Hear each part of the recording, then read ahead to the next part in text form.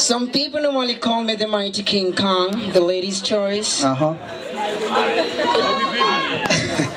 But remember, I am not a womanizer. I am just an organizer.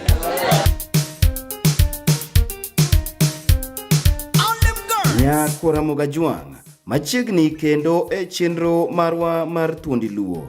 Ma en chenro mawang'iyo kendo warango oganda luo mopogore opogore moseting'o nying luo e yore mopogore opogore, ka wang'iyo ni to gin kanye, to gidhi nade, to ngimagi chalo nade, to ka gionge to jogo mane giweyo ni kanye, to gidhi nade, to ngimagi chalo nade.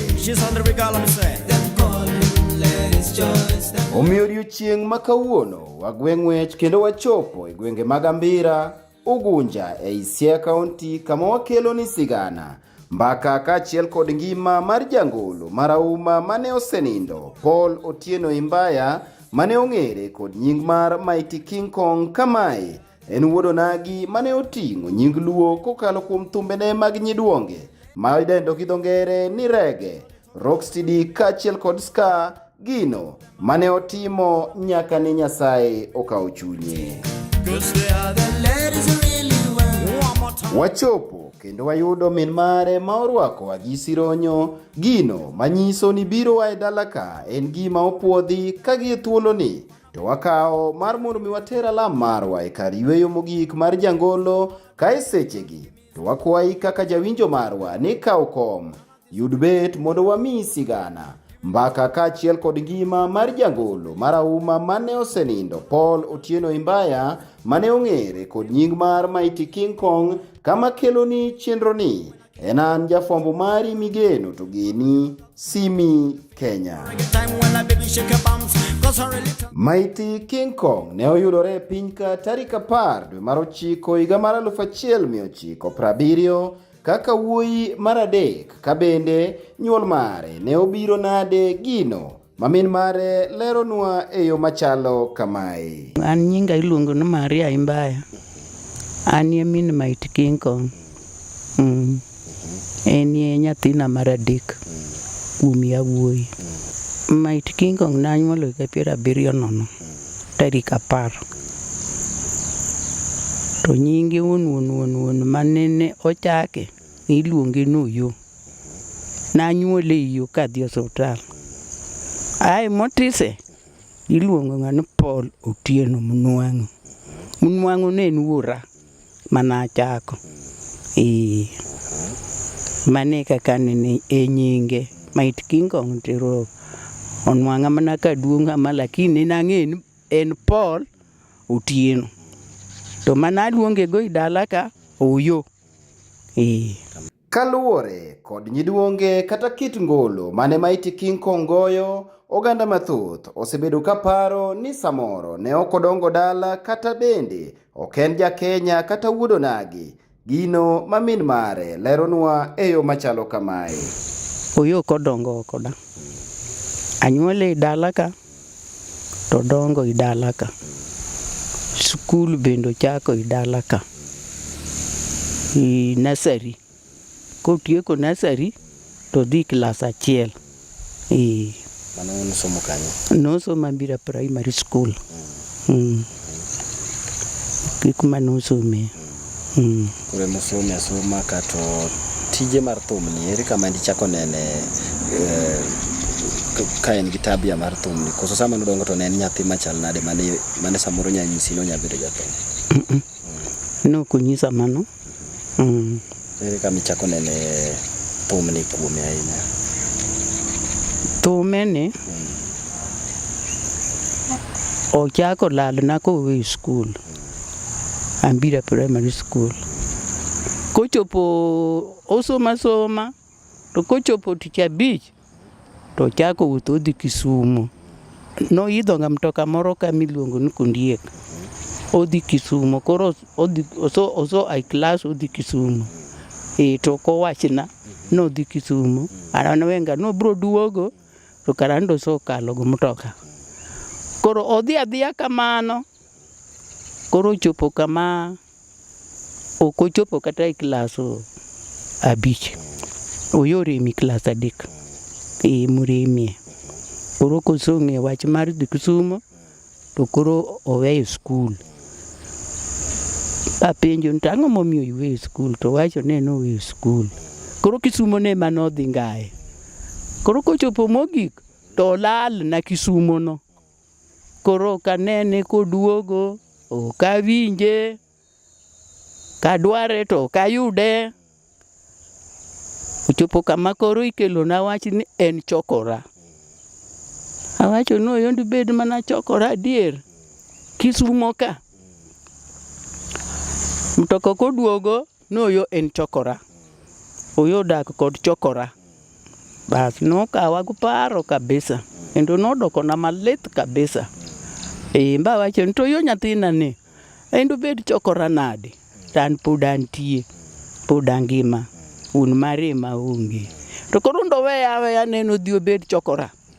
Koro nakawo thuolo madwaro yo. Kadhi stage to okayude. Okayude Kisumu. Kadhi stage to okayude. Pile nakawo thuolo mawuoth noyo. Mondo ang'e to en chokora mane yawa. Ka mtoko biro noyo odi mbaya en chokora. Miya mama wuotho gi luthni en chokora. Tawacho ni tek manade ni yawa. Natemo karibu higa mangima. Koka nenenga. Koro mogik to nakawo thuolo manindo Kisumu. Mondo aneye seche mag chokora kaka ginindo ga. Koro anindo stage. Anindo stage makoro akiara wacho ni achako nukuri tagik kanyo. Natemo hamano. Koro naduoga aling'. Atemo mbotama taduoga aling' kendo. Koro mar adek kendo iya owang'. Achako wuoth kendo. An kik aling' aling'a da. Mondo achaka wuoth kendo achak liepo. Awuotho mang'eny. Ba nwang'o kata muyindi moro manoyie puonje. Moyie kawo ting'ne te notamre. Bas koro abendo awacho ni Nyasachi emong'eyo kaka ichal. Ok nayude ba wuoyo kode awacha kamano. Koro mogik chuth. Achaka dok Kisumo. Anindo kuro. Kochopo anindo stage. Aninda stage kanyo kamara ne kini nitiego. Ka akuro tating'o nyuogo aduogo ga ating'o lewni motimo chwarni aduogo. Oyun nomiya chandruok kabisa makata sani ok adwanga winjo wach neda. Naneno malit kabisa. Makaka ndulu wacho yo. Buyud. To ndapaki Yesu. Nawinjo marach koyo omiya tich matek. Anindo makata ng'ato ochieri muchari obiro nwang'o wa stage duk ochier kuom jomotho. Mana dhi dwaro yo. Mano ne wach malit na kabisa makaka ka wach no kendo aparo to lit nanga ahinya. Koro mogik achako wuoth. Koro aluoro town. Awacho ni kawuono to nyaka ne nyathini. Kae ni chokora. Nawuotho mos ba luoro town ba keto dieri. Tachopo kar duke moko. Anwang'o mama moro ka uso wuoche. Taling' tamose. Tapenje ni yawa inidak Kisumo ka. To nitie nyathi moro wuotho ga goluth. Tiwacho naga ne en chokora. Ndipo koka alingae ka. To ranga to wacho na ni yakanye. Tawacho na auge Nyambira school. Ni nyathi moro to wuotho ga ka adier. Manyadundo manigi luth. To morga. Nyathino morga kabisa. Ochiegni kalo. Ka en midware to chiegni kalo ka. Tawacho ni koro ti ayude nadi aka wuok kode. To wacho na ni adwa pandi kamoro. Ochiegni kalo. Kose koneni do ring.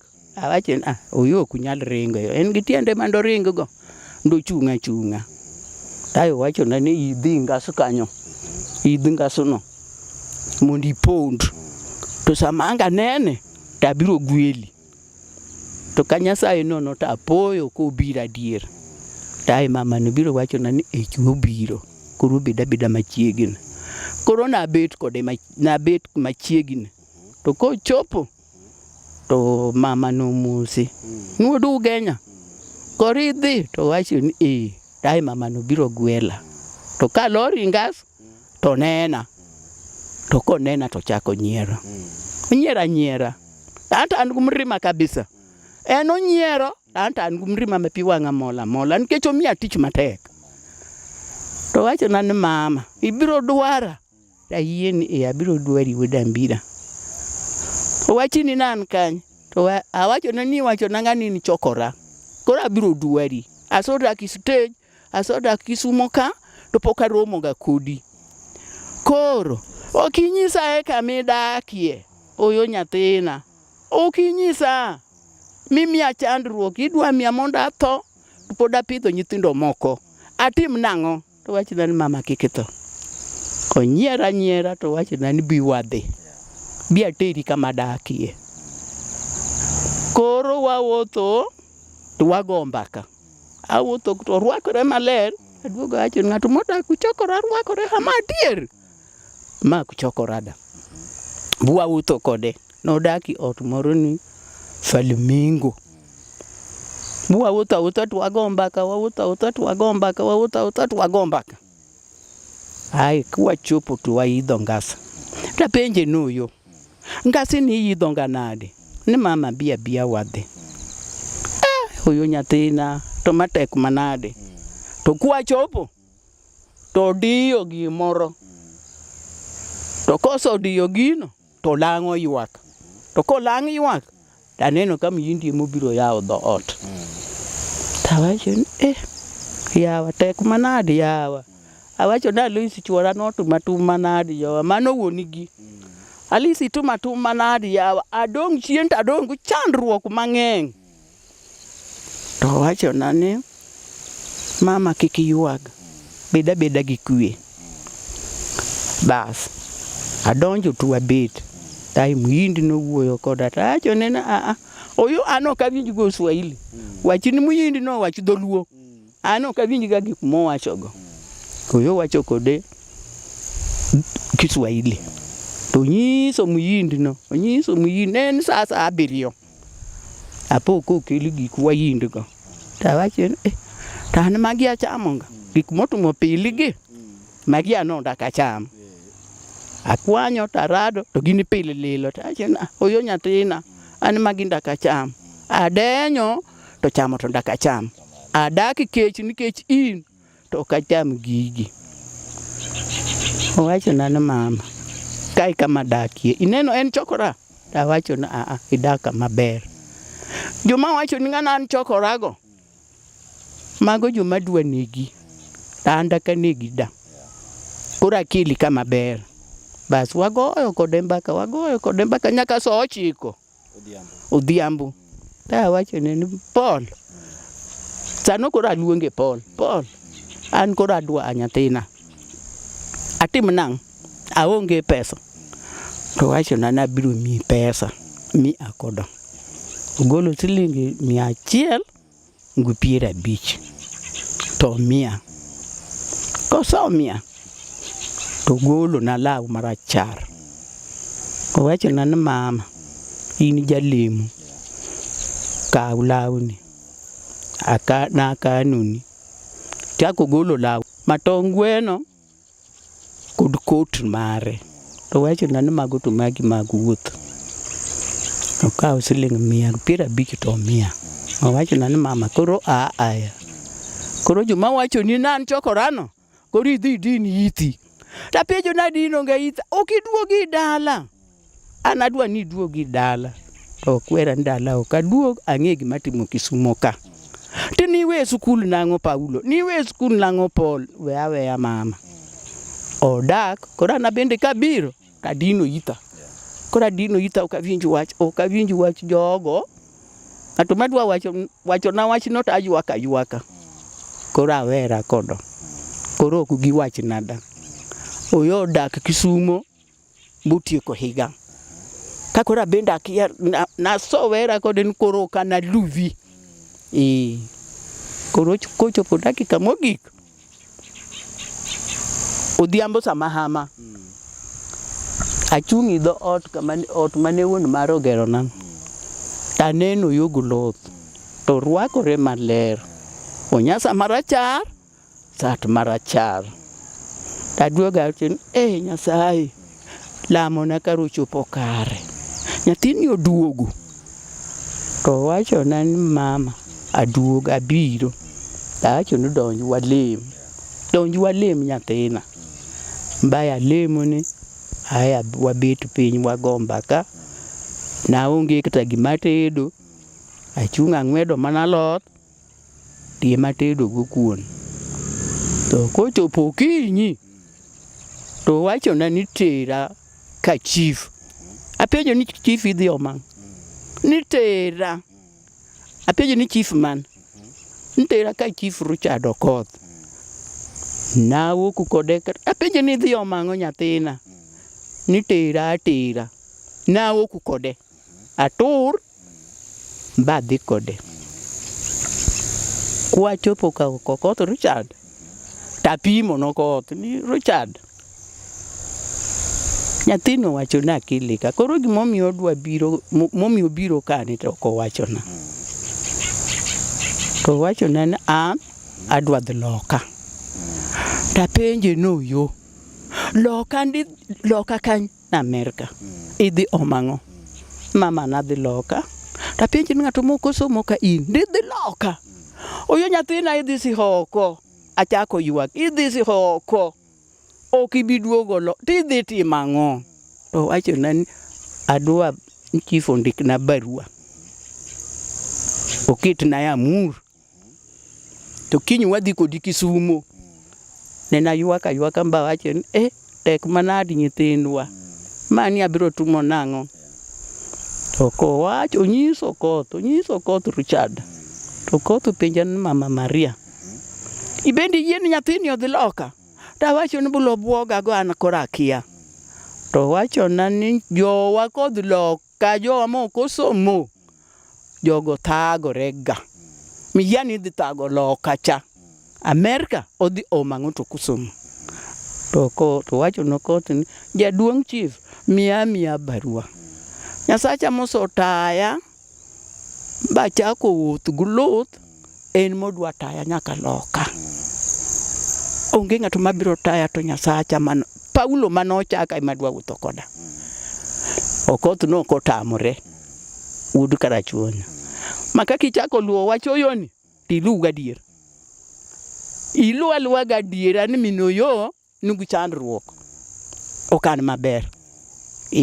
Kichako luwo ni ndikonya titema. Nene ai wawuok goyo waidho mtoka ka. Buwa dhi ofisi ma ikawo ga passport. Chief omiye barua. Chief omiye barua maber mbogo ya muro. Wacho na kata odhi thagore to Nyasache biro konye. Kora benda dhi to chunyo ol kabisa okanyal. Chunyo ol. Wacho ni kata kothomba yiko to aneno ngaliende kanyo to berna. Ang'e no onge. Koro modhi mana si oko ni. Abiro tumo nang'. Kwa dhi to jogo rwakowa. Jogo bendo mieno koda wacho. Acho ni yawa. Anakia gigi. An nyathini opoya gi weche gi. Nyathini osotieko higa achiel Kisumo ka. Asonga dware to koro ne nayude bua were kode ni koro kana dware.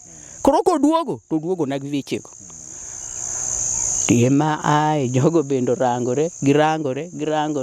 To giwacho gimoro to gindiko mana barua. Tae gimie passport. To giwacho na ni mama dhi lam Nyasaye. Aneno ni ng'ato malimo. Tacho ni anowara higa 85. To higa 86 to wuon gi dhi polo. Anapako Yesu. Kendo apidho gi Yesu. To giwacho ni onge wach. Koro in mama koro wene kore. Wanda kwatame da. Lakini githagorenga kabisa. Tawacho ni koro Nyasache biro rite. Anaongo wach. Mbo koro watumo nade. Aduogo. Reno dong' Kisumo. Koro bang'e tawinjo nosodh loka. Tawacho ne noyo nyathina idhi si oko. Dhi ti ang'eyo no kibiduok. To wacho ni mama biro duogo. Oyo tieko higni 3 loka Amerika. Ka kia nen ga kany. Kata penjo bende akia nikech akia kata somo ga akia. Akia. Ka higni adi 3. Koro higni 3 go. Chunya noso aina. Mano to neno so to kendo mano na yuda dier. Ale. Higni 3 go na winjo gimoro amora da. Ka winjo da. Koro bang'e machako winjo thumbene. Achako winjo thumbene. Awinja i radio. Awacho ni mane noso to koro igonga mana thumbene. Kara yako puonjire ga. Koro awacho ni to tek manade.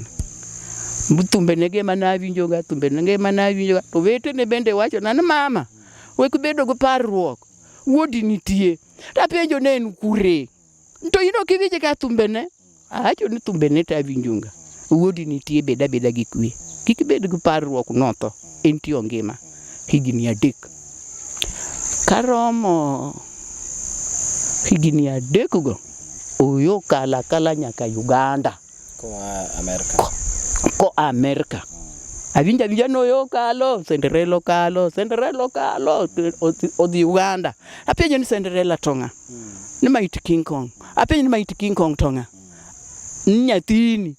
Wacho nana ng'eyo Paul Otieno Oyo. Oso dhi Uganda. Oonge. Oyo tieko higni 2 Uganda. Ka kia nen ga kure.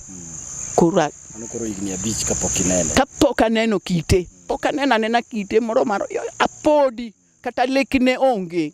Higni 5. Koduogo. Kendo kalo. Odhi Nairobi. Koro Nairobi kure ema koro ang'eyo ni nyathina ni koro anene i gazet. Awinje i radio. Awinjo duonde i radio. Tawacho ni kara nyathina ni nitie adier. Bas koro ero timore atuma kamano. Koro kochopo dakika mogik. Okendo Nyarukuyu. Shiro. Koro Shiro no ema gin go. Shiro mako ich mokwongo. Nyathine no wuok. Koro nyara maduong' ma min daddy. Imobiro luonga kana mama. Bi Nairobi. Oyo tiego nyuolo miya ma okoromo. To tho. Koro idwa yike.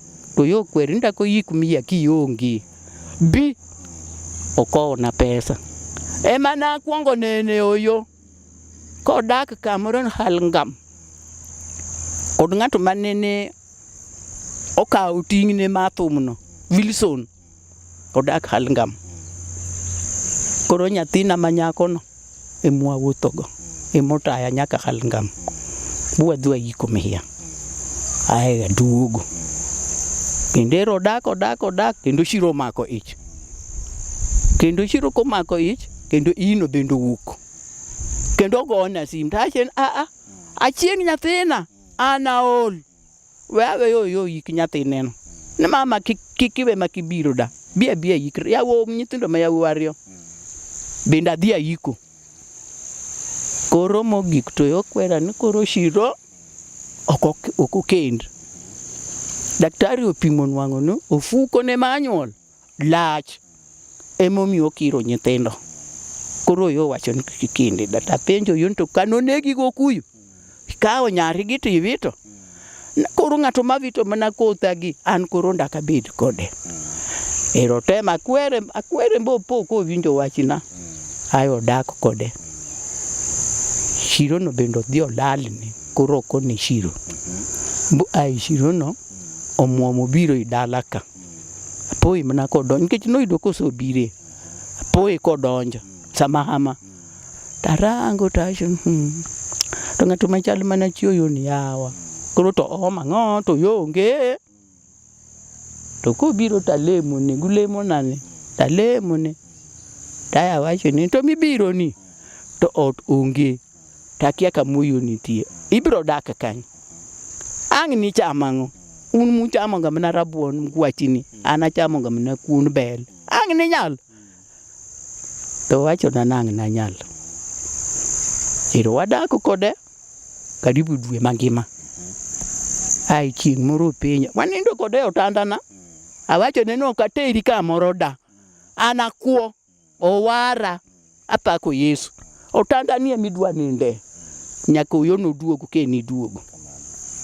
Waninda kode to waumre onget achiel. Waninda kode to waumre onget achiel. To chieng' moro penja gotieno.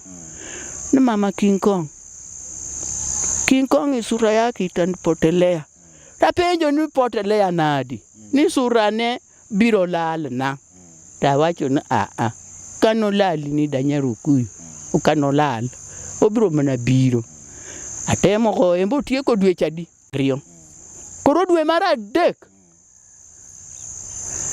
Awinjo ka huma dhi. Oyo dhigo chopo Busia. Oyo dhigo chopo Busia. Might King Kong dhigo chopo Busia. Obau gik moko indarakani ma piny lik. Awacho Oyo dhigo chopo Busia. No oyo dhigo osokalo dhi Busia. Obau gik moko karatase ne kite duto te. To nawacho ni kata ongo pesa. Adwa wuotho gi tienda nyaka Busia. Mondo adhi anene en adier. Koso en muriambu. To Nyasaye ma jang'wono inapo ayudo pesa. Ndalo no ne siling 20. Ayudo siling 40. Achopo Busia sama hama. Akunga wuotho gi tienda nyaka Sega. Acho na nadwa wuotho. En nyathina. Awuotho tayuak. Ka idho mtoka. To gipenja mama idhi ka. Acho na adwa dhi Busia.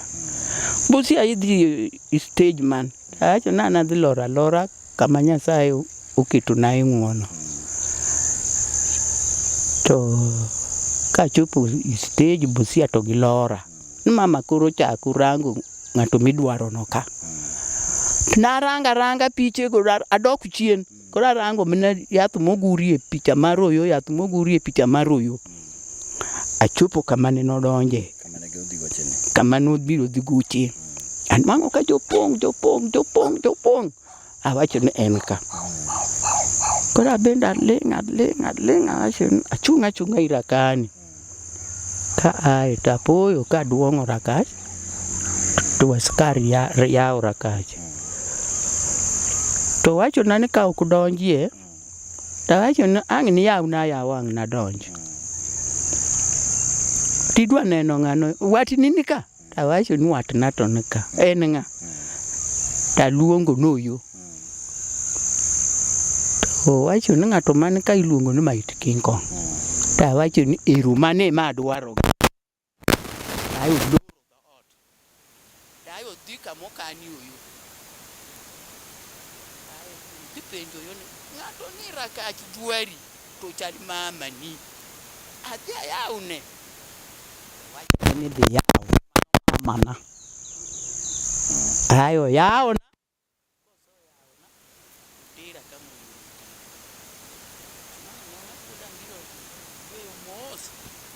nindo mamuol. Apenjo no yo nyathina. Ichanda manadi nyathina. Omani korona tini nang'o nyathina. Dweche mang'eny gi okipara gaida mama barika. Wacho to bendi ng'e ni shiro ni dala. Ni shiro ka nga wuoyo nga kode. Ok ni na tuo. Wacho na ni nind kini yaki. Yo los na gani. Ba nindo. Utiyo kothumeno. Utiyo maber. Kida chaka nindo. Koro kinyi ne. To miya silingi 10,000. Odiochieng' ne mana akwongo mule pesa Oyo. Wacho na ni silingi 5,000. Imishiro. 5,000. Tumayi chiemo ma. Idhi rundu. Ang'e ni ungo chamo. Idhi rundu go. Aduogo. Ka Oyo ne biro. Tawacho n'Oyo ni onge kamidhi ninde. Nind mana ka. I od baba ni ka. Shiro to ninda e kitanda na. To Nyasaye kolocho. To godhro uno. Kata gonge duno. Nuumre kugero ot. Boyo ninda e dier odini kod godhro. Shiro twanindo ge otanda. Ena wacho ni nyathina kuo en gima lich. Ok adwa ketho. Odni wuorie mogero. Onge ng'ato mosonindo e odni. Nikech nayiero Yesu. Koro Nyasaye biro konyi akonya. Koyo no kotamre. Ayo nindo ndalo ariyo to mar adek to gi a. Awe kaso kano godhro gino. Gogindino. Koro yo kochopo kucha. To yo lokre gushiro. Koro kodwa shiro. Koro kodwa shiro kabisa. Uluonga mbadhi ayalo burano. Tawache chieng' natho ikor ndara yawa niwacho yo. Mawach batek manadi yawa. Natumra nadi yawa. Miyan tu manade. Ayalo burano. Bugi were. Koro dak kende. Koro dak gaga tumene kende. Ogaga tumeno kende. Koro tum dhia mbele. Jonyiewo mana gikego. Ana linga idala ka. Koro mogik to biro gocho Savana. Ugunja ka. To kuongo ka. Matumo no kuongo goyo ka. Eka kinyine. Odhi Savana. To biro gi jothumbe mang'eny. Man kode. Apenja chieng' nyathina to jogi duto udwanga tedoni. Jogi te. Dwanga chiemo dala ka. Mama ang nigi chiema. Tachen ana wok nadhi na ka Yesu dala wen. Paki uri Yesu ud Nyasaye. Kuloso maber to donge namor. Aduoga nwango kolos maber. Bo ai gi dhi miel Savana kuro. Bo ai gi wuok gi dhi Siaya. Ayo Ko onwango nyako Siaya. Avilu. Iluongo Nasi. Odhi kodo. Nairobi. Nyathina wacho na mama yo duogo gu nyako manyalego. Tachina an giga olugo ano kadwa winjo Kikuyu. Ana olugo. Awera kodgi amano. Ayo luonga dhi Nairobi. Oyo emoluonga dhi Nairobi. Mano koro so halingam en Kawangware. Koro Kawangware ne maninde ndaladi. Ndaladek. Taya doku Kariobangi kama nyathina maduong' nitie. Koro aweye gu Nyalego. Nyalego no bende gi chachin go. Bende ogolo. Kokidwa mama. To koro inda ka bed kudi. Abiro goyi gluth bi brotho. Nyalego kowinjo. Kode. Okobet. Mano bende ogo na simu na mama so golo Nyalego. Okwer mana mdak bedi odaka to inie menwa okunyal timre. Adar ko onge. Awoku kuroko onge podo dhi katho. Adhi mana Kariobangi. Koro yo kendo Nyamanyala. Mano bendo luonga mbadhi. Bad nwango Nyamanyala. Nyamanyala no bendo odak go kapok onwango remo. Owacho na mama Nyamanyala iye kaya. Nyamanyala iye kaya. Kidwar nwa ng'ato man gi yath acho kae ni chuma iye kayo. Mano to biro rumo. An gi yath. Kana biro ka. Ng'weda yath. Ta odo. Ta keto i mutoka. Ta wacho ni odhi ochwak. Dhugo yadhno ochwak. Mineno chieng' modhi boke. Odhi ochwak yadhno. Omadh dala dek. Okano chak kendo da. Tieng'one manogikie onyuolo Mihia. Mane kaka neno yo onyuolo nyathine miluongo ni Travis. Gu Nyamanyala. Bero mokano Mihiano dwe mangima. Oyo kano nyathine. Okelna kata wach ka ni dwa golo nyathi oyo. Okidhi. Tawacho na ana jalendo okadhida. Ana pako Yesu. Bo golo bo tumi nyasi malach. Otumi nyasi mang'eny. Okelna kata piche. Oketo kata i gazette. Awacho mano duto bod ber ni Nyasaye. Anda to mang. Koro yo kendo chako duogo Kisumu. Obiro go thum. Kamoro Kimwa Kisumu. Oro mana nyathi nyamera go pesa. Dhuluong mama gu mama machielo. Ne wan ji ariyo. Ne wan mundu ng'at achiel. Ne wan ji adi? Ji ariyo. Mane jaduong' owewa. Tawacho ni Pascal yo dwaro wa Kisumu. Wadhi to mang'o? Numbula yo owacho nu David ni wadhwane kako gonga thum. Okunwa tamre. Wagula nyawadwa no to wadhi. Buwadhwa nindo Kimwa. Ulosunwa kama ninde. Bua neno kako go thum. Koro thum bendo omiwa teko. Koro wabende wamiel. Koro wabende wadonji miel. Koro wapenje renga nyaurang. To mihiani otumo wanade. Koro kendo wabende wamiela kayawa. Mihiani otumo wanade ya. Dipuonjo nade makimielien. Nyakimiel. Ambira na seku nyakimiel. Tawacho ni we wamiel.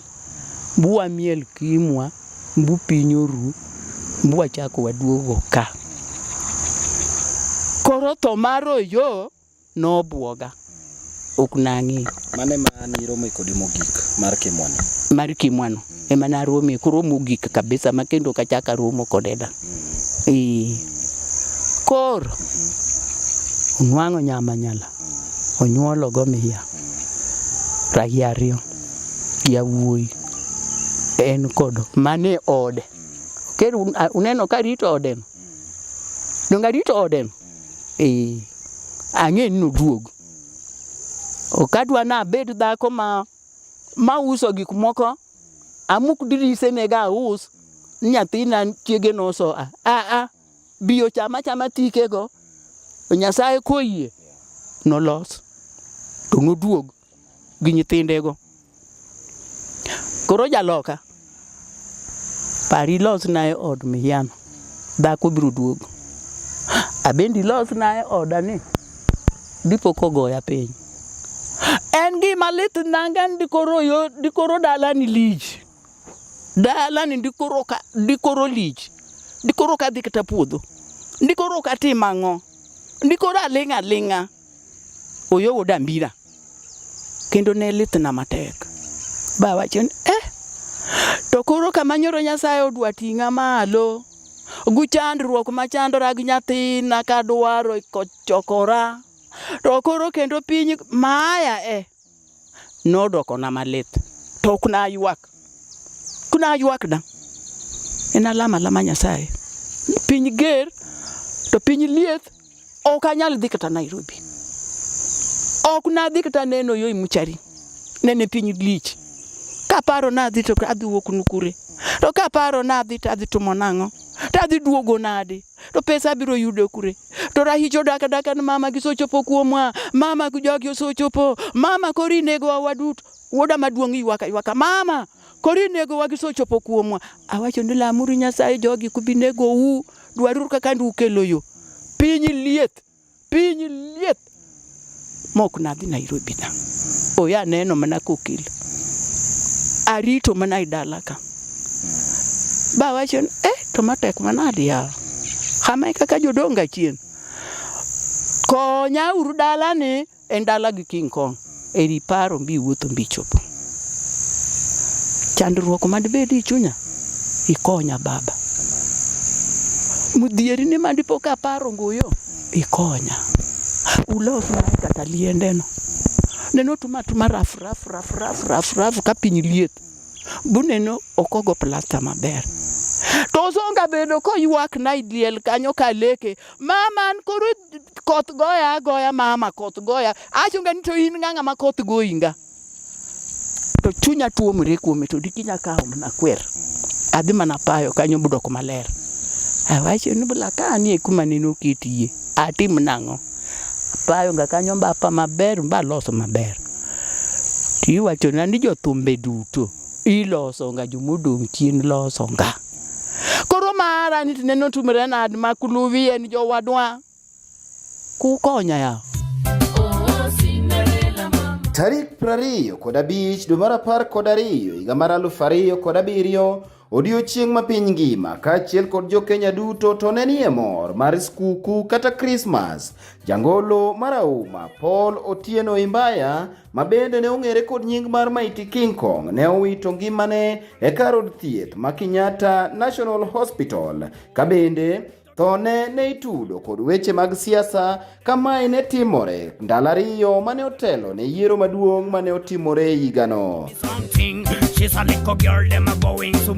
Kaka jal mane otelo ne jogo modak kod ng'ol kata PWDs e higa mar 2007, Mighty King Kong ne onyiso gombo mare mar bedo jaod bura ka olap dhoge ne ndong' ne kar chung' od bura ma Kasarani mayudore boma mabuore Nairobi. Gino ma itudo kod tho mare ka liekore ni ne omiye sum kod jogo mane gipiem godo e laro komno otieno mar tarik 24 ma bende ne en odiochieng' mogik mar sero mbulu kata kampen. Mighty King Kong bang' odiochieng' mar 8 ne odhi mondo giywe kod osiepene ka gipango kaka ne gidhi e yiero mane ibago mana ndalo 3 kende ka ne owuok odiochieng' mar tarik 24. Kata kamano, e kama ne gibudhe ni ne ochamo sum ma bende wachore ni ne oketne pala mane ong'ado godo machunga mane gichamo e kinde mane gibudho kod osiepene. Kata kamano, kane ochopo e ode, ne ochopo ka koro to oseol kendo osebedo ng'ano ma ok nyal gino mane ochuno jaode mondo ringi otere osiptal ma Kenyatta mondo mi ne oyud thieth. Kane ochopo kinyi, Mighty King Kong ne owito ngimane koluwore kod teko mar sum mane osedonjo e dende. Kamano ne obedo odiochienge mogik e piny ka tarik 25 dwe mar 12 higa mar 2007. Gino ma ileronwa ni to ne chal nade e yo machalo kamae. Kwa morning to around 7 huko hatukukaa. Tulifika tu hizo masubuhi, hizo matime subuhi, hata madaktari bado wengi hawakuwa. Sasa tukakaa, askari wakatufungulia, tukaingia, tukakaa hapo. Hao askari wakatuambia mungoje tu, mtafanya nini, mtasaidiwa. After hapo ndio tukaanza kujaza. Mimi nilikuwa naambia huyo daktari kuanzia jana hajaamka. Vile tu aliletwa hiyo time hajaamka tena. Alafu nikaambia daktari vile alitapika tu damu. Sasa wakampeleka huko, wakampea kitanda, wakaanza kumshughulikia. Wakamshughulikia, but after sister yake kumuona, sister yake akaniambia maonge. Nikamuuliza unasema? Akaniambia ni wewe hujamuona. Nikamwambia nimemuona, lakini si ameshaamka. Brother pia akasema the same thing. Mimi sasa ku lose hope bado. Nikakaa tu nikaona wacha daktari wamshughulikie. But kidogo akiwa kwa ile harakati ya kushughulikiwa, sasa zile wanamshughulikia, akaanza kujirusha.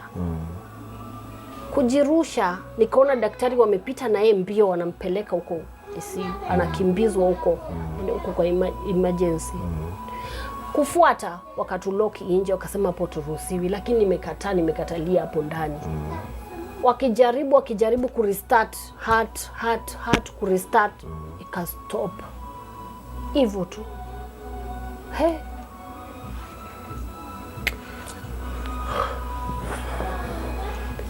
Ni years mingi, but it's still ndio imebaki tu kwa hati yangu.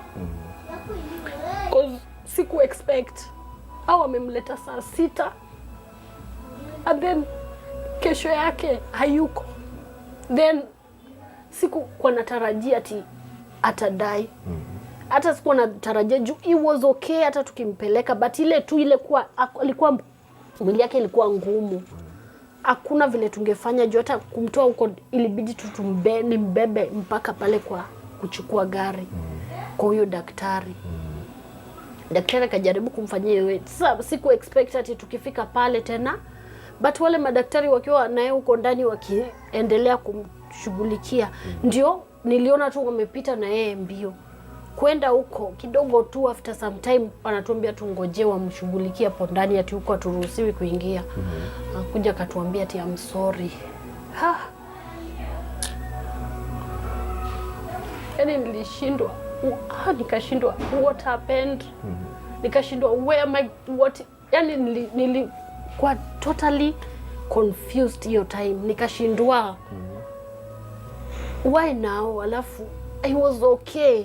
Yesterday akienda hizo campaign he was okay. Nino yombo natumani opiem go. Natumani opiem go no bedo namba dik. To you to bedo namba 1. Mbra ila emo oro ne message. Ni King Kong yombo. Koro bange emane ko di goto. Kumano di madhe soda. Ema to ne o ai. Jatum donge chamonga ndim. Yakadwonde yawre. Pala manongolo ndim ni ema no ketie sum. Ema no ketie sum. Dwe mara par gadio ting tichabi. Ting tarika par. Tarika par ga pira rioga beach. Ema no toy. Ching Christmas ka ai lemo. Samahama. Kigal farioga pirio. Na wo kadili monyawadwa kaka adili monyawadwani. Tapo kanya tinu woda makocha. Wo kukurogu nduru. We King Kong to. We King Kong to tapenjo to kendo mi wa ngato ngani King Kong. Daloka duogo. Tachopo kata mango ka dalo supo. Karagi nendo pinyi nendo so ngeyo te antakia. Anwango ka dalo po. Tachen odambiro nindo. Odambira ko nindo nge wacha. Uyueyo. Donja to ode ne mayao. Ta donji yot. Ta lemu. Awacho njo yuwak ni kweuru walemu no yo. Dak watam okwangeyo gimotimre. To aya lema ot kanyo yaka ayo chako gundur idalani. Ana wonto kayuak da. Awacho ton ko locho. To locho. Okang da yuak. Tukasema okay. Sister yake pia kashindwa. Kila mtu yani tulibaki tu hapo tumechanganyikiwa, hatukuamini. That was on Christmas Day. That was on Christmas Day. Hata hakuna kitu tulifanya. Yani hiyo day yote ili end up kuwa tugiza kwa life. Nikashindwa, yani jana tu wamesema ati life ita change. Yani alikuwa anasema life yetu ita change, kumbe itakuwa hivi. Nikasema okay. After hapo Wasanio kakuja, Nyambane ndo alikuja, alifika hapo mapema. Immediately tu alifika. Akakuja hapo akatuambia, akatupea tu pole, alitupea pole, akawanaongea huko.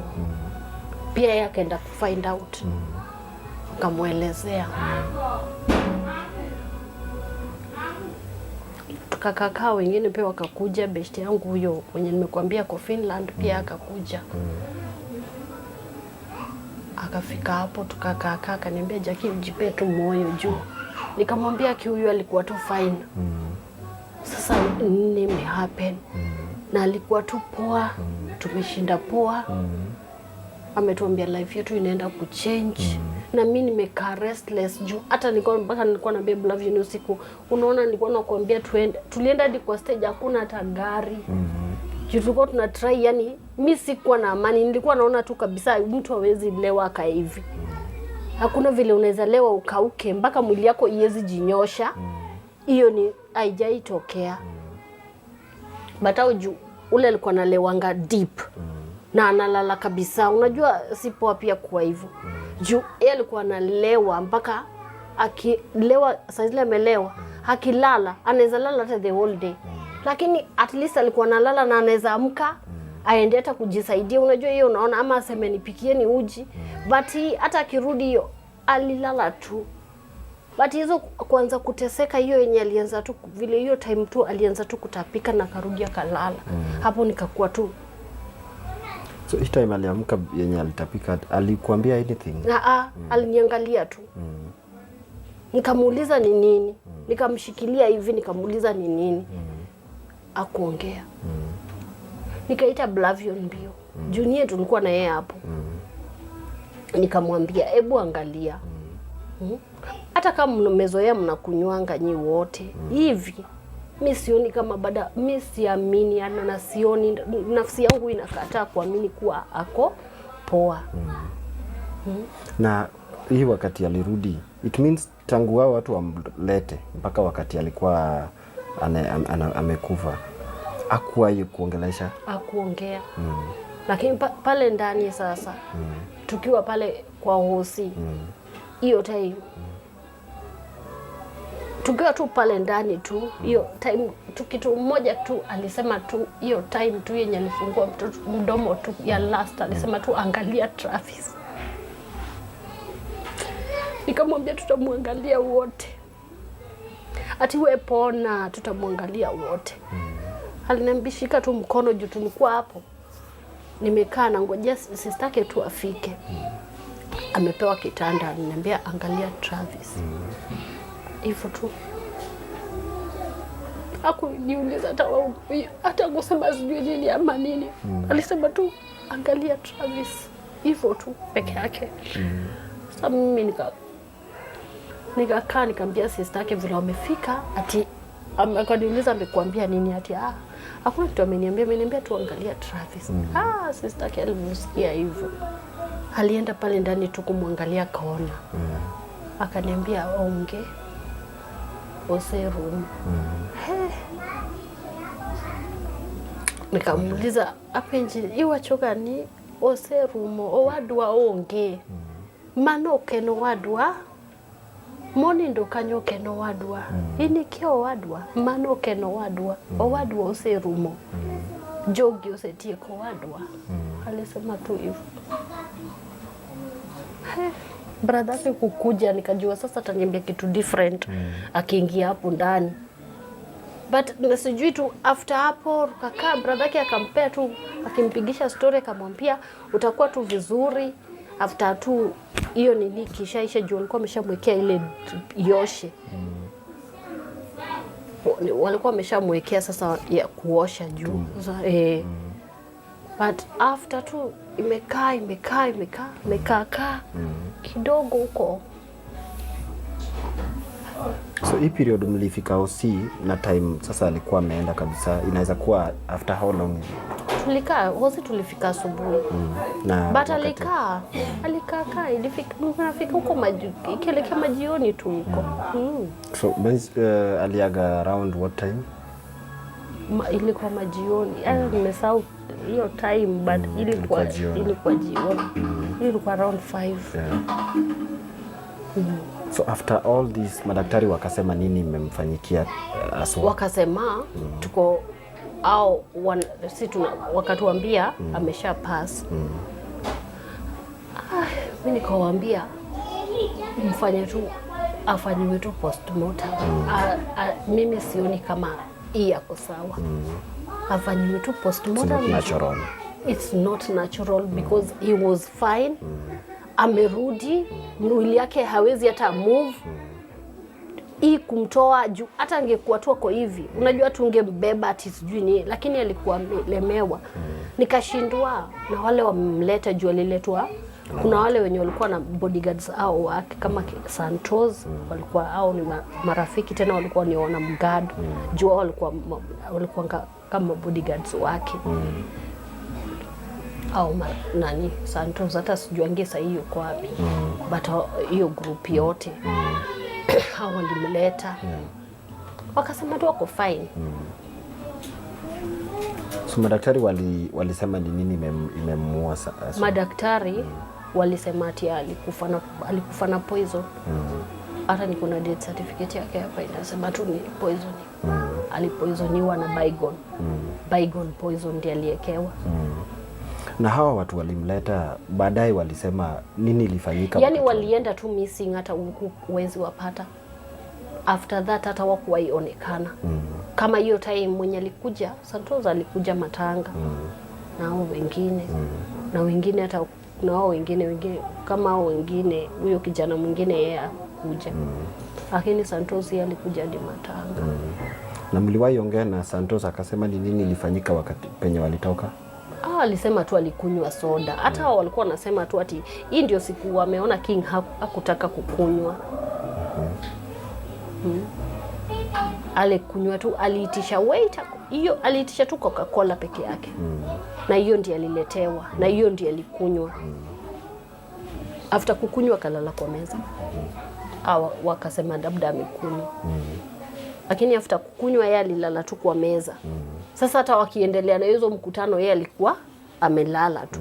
Mana kamano, tarik 25 dwe mar 12 higa mar 2017 kar saa 11 mar odhiambo, piny ngima Jo-Kenya duto kaachiel kod piny Luo ne owito wuoyi mathiring'inyi jangolo marahuma Paul Otieno Imbaya mane ong'ere kod nying mar Mighty King Kong. Ka penjo maduong' ma jaode penjo en mai. Uchungu ni miaka mingi, lakini ukifikiria tu bado ukiflashback tena uanze kufikiria hivyo unasema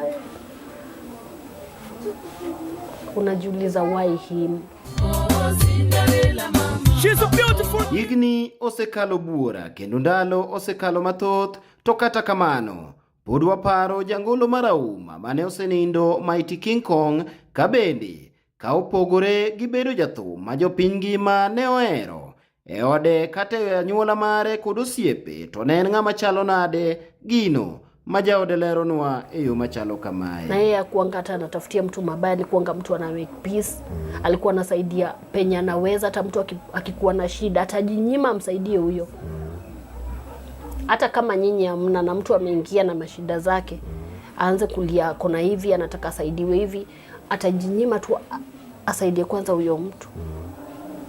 Yeye alikuanga hivyo, alikuanga tu na hiyo heart poa ya kusaidia, alikuwa friendly, alikuwa msocial na alikuwa mkind. Lakini sasa nilikuwa nashindwa kwa nini mtu amfanyie hivi.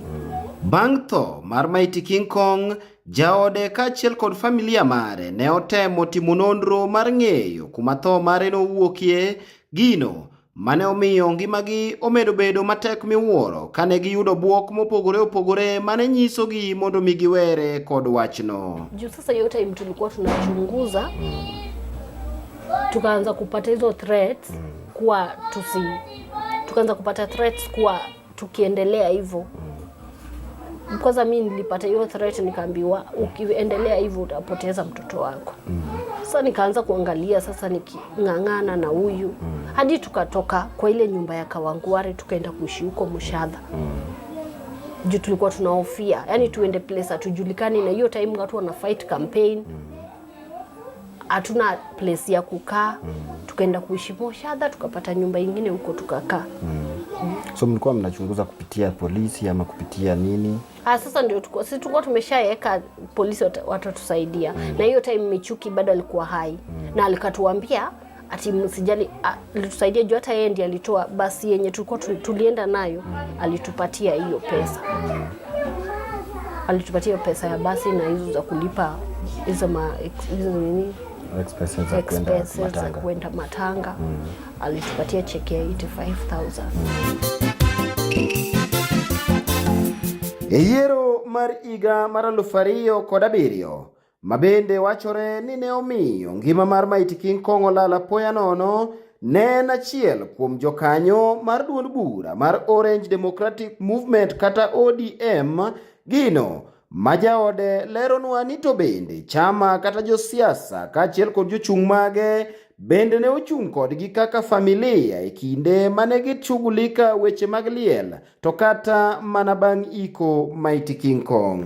Tulikaa nyumbani after matanga imeisha, tulikaa nyumbani for some time kwanza tumalize wageni wenye watakuja. Yote hiyo time tulikuwa tunafikiria labda au wa maparties juu. Unajua ODM walikuwa wamesema tungoje kwanza warudi waone kama wapate ile kiti. Ndio tuende tuzike. Tukakaa na hiyo mwili kwa morgue. Walikuwa wamesema tusipeleke kwanza hiyo mwili. Kwanza wafanye nini wapate hiyo kiti. Then after hapo tutafanya nini? Tutaenda nao kuzika. So mkakaa na mwili kwa morgue for how long? Ilikaa for long sana. Tukaona ilimaliza ilienda hadi sijui a month. Alikaa. Tukaona amemaliza hata a month. Hiyo hapana. Tumpeleke tu. Ndio tukaenda kuomba usaidizi kwa ofisi ya Michuki, tukaomba usaidizi. Akatupatia cheki ya 85,000. Na ODM kama party yenye ilikuwa imemsaidia kusimama, yenye alikuwa ndani yake mpaka siku ya mwisho yake ya kampeni, waliwafanyia nini kama familia, ama walisimama na nyinyi kiasi gani kama familia? Mimi ODM, kusema tu kweli, mimi upande wangu siwezi kujua ile kitu walisimama na ujumi sikuona. Tonya no thogu wachu campaign no onge jo campaign manoso biroka. Kata iliende ne onge. Kata chiel ne gin mana jo thumbe kende emano biro. Nyaka chieng' kawuono. Siasa nokobiro. Onge kata chiel manobiro. Kata ote mane gioro. Onge kata. Emomi awinjo ga malit. Ni onge ja siasa manobiro. Kata ote mane gioro onge. Kata Raila mano oro ne message onge. Jo wacho ngamena ni Mario onji ni pesa mang'eny. Raila okelo pesa to kaneno. Jo thumbe mogo pesa to koda nyuola mano yikoyo. Kulikuwa pia na post election violence, ilikuwa time very trying because saa hizo kuna watu wanapigana, hakuna magari hata za kuenda njia nini. Yeye bado yuko pale morgue, lakini bado alikuwa anafanywa kafanywa upasuaji, wakapata ni hiyo.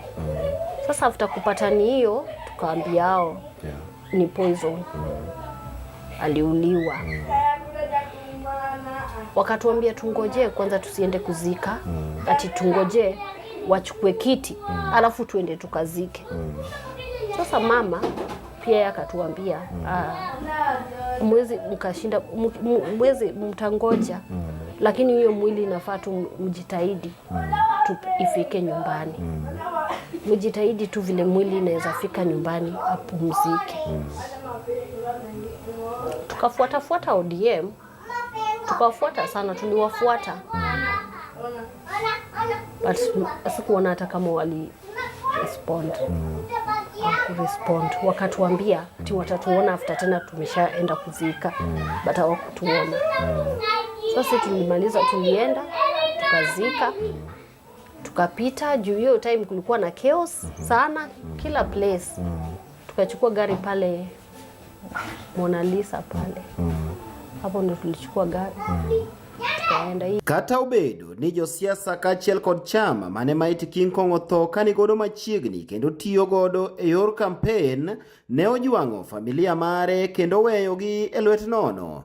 Anyuola, wede kachiel kod osiepe to ne oramo ni koro nyaka dhi mondo mi oyike gino. Ma ileronwa ni to kane ochopo dala, jodala, jopiny kachiel kod johera mage ne orwake e yo machalo nade. Oyo kano chopo tonglo to magi o majogo. Jathum marahuma emikowo idala. Okukal nyaku Kusumo. Jopondo mjoluoro kure no wodho yo ibut. Mbujo Kusumo tingo yo malo hamambu giwuotho go nyaka Kisiam. Yako chako duoko yo. Yako rwaki but kendo. Oknenen wach mayot. Oyo noko ugu polisi mang'eny. Kwanza Kisumu tulipata wameka mataya, gari zilikuwa zinapita. But sisi tulikuwa tumeka posta zake kila mahali. Tukapitishwa. Tulipofika wakatuondolea hizo mataya. Tukapita wakazirudisha. Kwanza watu wa Kisumu walikuwa wameshakatati huyu ni wa Kisumu anazikwa Kisumu. Kufika pale wakasema mwili yake itapita. Anazikwa Kisumu, alikuwa Kisumu, aliishi Kisumu. Au vijana wamekataa mwili aiendi Kushago. Ati anazikwa Kisumu. Tukawaambia hapana, tunangojewa nyumbani, wacha tumfikishe nyumbani. Nyinyi vile mkipenda mnaweza kumnakaribishwa tu mkuje. Dala neno nopong' nyaka e ndara. Mondi mokwongo ka nodonjo nitere i kanisa. To padri nowacho ni King Kong kurwaki e kanisa da.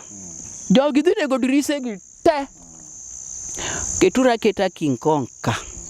Mondo lemne ka.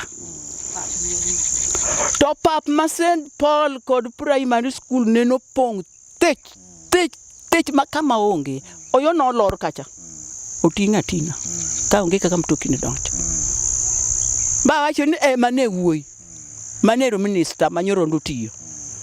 Bu pinyne no wuo. Pinyne no pong'. Tukafika nyumbani. Tukaenda tu tukafika. Kufika nyumbani, watu tulikuwa wengi na watu walikuja. Na ili kulijaa. Kulijaa watu walikuja. Kaka thuon luo, kendo jangolo mathiri ng'inyi. Chieng' ik mare, gwenge mag Ambira kaachiel kod Ugunja ne oyudo welo mopogore opogore mowuok e pinje mopogore opogore kod kuonde maboyo gi machieko. Gino ma ileronwa ni to ik mare ne ochalo nade e yo machalo kamae. Dik, Ugunja nene piny odicho. Jathum marahuma nindo. Iluongo ni Jasaire, ten Jaugenya. Iluongo ni Jakongo, ten Jaugenya. Koro mago duto. Nawacho ni to donge ber ni ruoth. Siku expect, but welcomeiwa kabisa, watu walijaa. Marafiki zake walitoka kutoka Mombasa. Tulipata wageni wengi. Wageni walitoka kutoka Mombasa. Na Kenya tu wageni walikuja kutoka kila place. Walikuwa huko. Kuna marafiki zake walitoka Malindi. Wengine wakatoka Mombasa, wengine wakatoka Kisumu, Homa Bay. Watu walikuwa kulijaa tu kabisa. Ilikuwa poa. Bang' ik mar Mighty King Kong, ngima nyaka ne dhi mbele ne wede kaachiel kod anyuola mare ka koro to ginyisowa ni ngima osebedo nade bang' wito jal ma bende ne chalo kaka breadwinner kata ng'ano mane ochung' kodgi e gigo mathoth mane familia dwaro. Ka bang' tho mare to ngima osebedo nade, gino ma ileronwa e yo machalo kamae. Kwa sababu maisha after hapo kwanza mama unajua hiyo time yote mama juu ameokoka. Alijipea nguvu. Alijipea nguvu sana. Na ilimhit tu sana after. But before burial, yeye ndiye alikuwa anaimbisha. Ungemuona hata pale kwa church hapo ndani watu wenye wamekuja, alikuwa yeye anaimbisha hata songs. Yeye karibisha, alikuwa na nguvu hiyo time. And after that ikakuja kamlemea. Alikuwa anaanza sasa kuishiwa nguvu. Juu huyo mtoto wake alikuwa amempenda. Despite alikuwa amempenda. Na hata huyu King alikuwa anapenda mamake sana. Sana. Hata Maraboba alikuwa na struggle tu, anasema yeye anataka sana wake, mamake wakae life poa. Na hata alikuwa anasema nikipata tu hii kiti, nyinyi wote hamtaisumbuka tena, sisi wote plus my sister zake, brother yake. Alikuwa anajua life inaenda kukua poa. Mamake after hapo ndio ikamhit brother zake, sister zake. Sasa sister yake pia hata alikuwa anakuwa msiku, huyo first born juu alikuwa close. Mama akazidiwa hadi ile time nilikuwa narudi Nairobi, nikarudi naye. Nikarudi na mama na sister yake. Juu alikuwa sasa ajiwezi. Chiege wacho ni mama to yo bendo soto. Mama tinga dhigo Nairobi. Ane no tinga ko gunia. Abuoko ka chopo Kawangware. Yaka penjo an ga kure. Mbula mama nendwa biro Nairobi ne nyori fendga. Muchi nyoro rumo. Ofundu na gikumoko kakia. Mamini miyani jo mafundu. Na we wagogini dalani moloro rodhe gi ngato kudonj kata dichiel. Gunduru. Ko vinju nduru Mario to Nairobi. Ko vinju nduru Mario to Nairobi. Okato? Na tulikuwa tunaona akibaki peke yake hapo kitu inaweza mfanyikia. Juu sasa alikuwa anaishi watu nguvu, na shtukia amekaa peke yake lakini hana nguvu. Ameisha kabisa. Omiyo nyathini joloka. Yes, ruoth. lamo Nyasaye ber. Vitu zika happen tu huko, zilikuwa zina happen tu mob, hata hapo kwa boma watu wakawa tu kila mtu yani amekani kama jielewi. Stress ikahit kila mtu. Tukarudi na yeye huku na mtoto. Kurudi na mtoto tukakaa. So that time Travis alikuwa how old? Mtoto alikuwa how old? Alikuwa tu bado ndio sasa kwa 1 year, na tulirudi kama kuna 3 months sasa. Tukarudi kuna 3 months. Tukarudi huku. Yeah. Na yeye kama kuna 3 months. Tukakuja tukakaa kwa hiyo nyumba. Mama vile alisikia nimethreateniwa, akasema tu nitoke. Niende nitafute, ndio rafiki yangu anaishi hiyo side, huyu tu rafiki yangu mwenye ako Finland, Jacinta. Alikuwa anaishi hizo side za Mushadha, hizo side before ufike. Ndio akaniambia wacha nikusaidie kutafuta nyumba, tutafute hii side ni quiet. Okay, ni kwa Kikuyu but Wakikuyu wana fujo hizi side zao. Hakuna, kumetulia. Ndio ni wakati hizo chaos but kuko quiet kabisa. Nikatoka pale tukaenda kukaa hapo. Kukaa kulikuwa quiet kabisa.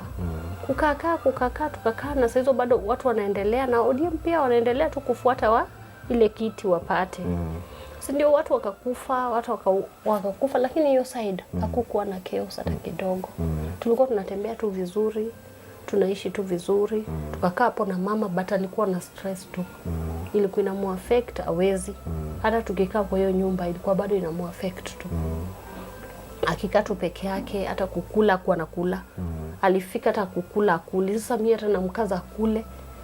Nikaacha sasa hata ile kunini. Nikajipea sasa nguvu. Nikaacha sasa ile kuhuzunika. Nikajipea nguvu juu. Sasa naona sasa yeye ndio hata amelemewa kabisa. Na tuko na yeye hapo. Tukakaa kidogo. Travis akawa anaanguka, ana collapse. Sasa anashindwa, analemewa, anaishiwa nguvu. Anaisha kabisa, alikuwa sasa ameshaisha. Nikashindwa tena, huyu sasa tena anataka kufuata babake. Akalemewa kabisa, mtoto akaenda akaisha, collapse tu. Nikashindwa nini imehappen. Na alikuwa tu poa, na ameshinda tu vizuri. But ameshalemewa. Tukatoka sisi wote na mama yake tukakimbia. Tukampeleka Nazareth. Tukachukua gari pale, tukachukua tu mati yote tukalipa. Tukampeleka hosi. Kufika akaekwa tu kwa oxygen. Kukaka ndio Marion Sarakasi. Marion huyu warudi. Juu wao ndo walikuwa wanamsaidia sana King. Zile time alikuwa walikuwa wanamsaidia na shows. Walikuwa wanamsaidia kumpeleka nje mara mingi tu. Wakakuja wakanisaidia hiyo time but tukapata kuna NHIF, alikuwa ngana hiyo NHIF. Tukalipa nayo pale. But alika kwa oxygen siku 3. Karibia almost 4 days.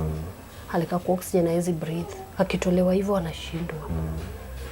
Akaomba tukaanza kukaa kidogo akarudisha fahamu, akaanza kucheza. Wakakuja Marion na Shiro. Shiro unamjua? Shiro ule first wife wa King. Akakuja pia, ali stand by me sana. Jota yeye pia walikuwa na history. So hata hiyo time ya burial na nini tulikuwa pamoja. Hizo arrangements pia alikuwa tu. Mighty King Kong ne en jal mane ong'ere kendo ne ni kod osiepe mang'eny e piny mangima. Ka penjo maduong' en ni to bende osiepene mane gin go machiegni kata mane gitiyogo kata mane ging'erego be osebedo ka ochung' kod familia mare kata timo mana limbe kata ng'eyo chalgi gino ma ileronwa e yo machalo kamae. Kila mtu alienda kama ameenda. Tulibaki tu vile tulikuwa tunakaa. Tulikuwa tunaishi na Blavion, Mercy na sister yangu. Huyo sister yangu sasa ni marehemu. But Mercy yuko. Mercy ni mtoto wa sister ya King. Tulikuwa tunaishi hivyo. Tulibaki tu hivyo. Ne kaka jikon chal, ne kaka ot chal, ne ot mar chiege. Koro ne chunyo oso ai nikech nyaka notho. Onge ng'ato moso luo wachne. Kaka notho higa 70. 2007 onge ng'ato moluwo wachne nyaka chieng' kawuono. Ero un muchako luwo wachne mukora na bende chunya no ai mpaka wa leo tumebaki tu. Igni sani osekalo buora mochomo mana 20 nyaka ne Mighty King Kong wit ngimane apoya nono, ka bende wanie jogo mokwongo chopo e dalagi Mighty King Kong mondo mi wang'i sigana mare, ka wawinjo mbaka mare kendo wang'iyo ni to jogi mane giweyo dhi nade, to ngimagi chalo nade. Gino ma familia mare wacho ni gimor ahinya kaluwore ni gisebedo ka giwuoro ahinya ni oganda nojwang'ogi bang' tho Mighty King Kong. wachni tasowinjo kipimo nanga ni nitie joma luonga jothumbe tawacho ni to yo nyathina ni ne piny ojonyo dhi go thuru natumra nadi yawo. Koro Nyasaye mondo gwedhu mane sitocho yo naluongi ganoyo King Kong ni tera ayuda koduong' hama. To bende onyise ga gima nomiyo amwe mondo luongre ni King Kong. Amano to kendo konyisa eda.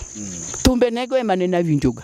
King Kong, King Kong, King Kong, King Kong, Mighty King Kong, Mighty King, Cinderella. Koro anto noko wacho na gimoro amora gimomiyo ne noamua mondo luonge ni King Kong. Koro King Kong omaye Paul. Koro iluongo ng'aluonga ni min King Kong, kama dhiye min King Kong. Mane min King Kong. Some people normally call me the Mighty King Kong, the ladies' choice. Mighty King Kong en jal mane ni kod ng'ol, ka bende en achiel kuom jogo mane ochiwo ranyisi ni ng'ol ok nyal moni dongori kendo ok nyal mono ng'ato timo gino ma chunye dwaro, gino ma dho ngere dendo ni disability is not inability. Ka bende min mare paro kendo leronwa maler ni ng'ol mane Mighty King Kong nigo en mane onyuolego koso en mane oyude dongo, gino ma oleronwa e yo machalo kamae. Ng'ol no neno tuo ni tiende ne onyos orudore. Koro kana teri osuptal Ambira to goye sandan, kara nene en polio nukonego goye sandan. Koro polio no mano dhi onyose ahinya. Ta ai wuon mare bende nene wuothonga kaling'o. Koro nene wacho na ndipo ka en mari gi mar anyuolagi, lakini mare ni to nonyose ahinya. Wuon mare to ne ling'a ling'a en ok wuoth go luth da.